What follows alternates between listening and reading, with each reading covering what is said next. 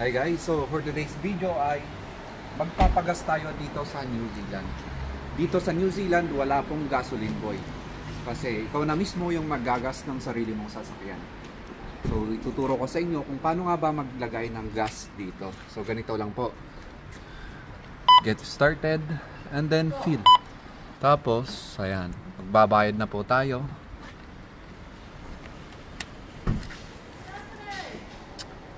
Continue.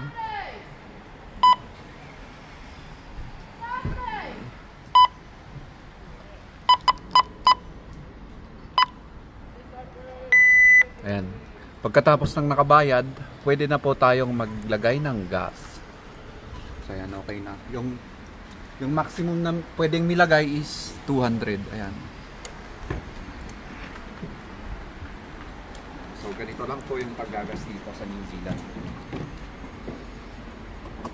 Self-service.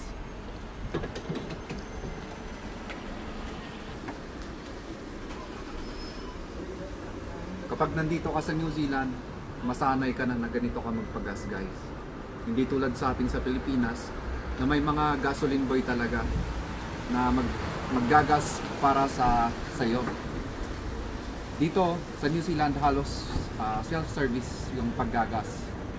Wala kang makikitang maggagas sa sasakyan mo, kundi ikaw lang talaga. Kaya dapat masanay kang maggas ng sarili mo.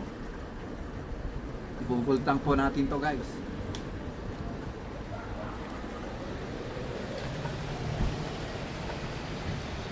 Yan po yung babayaran natin, mga 76 New Zealand dollars.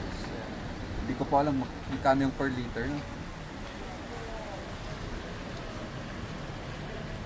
Yan, okay na. Goods na. Ready to go. Ganyan lang po. Balik natin. And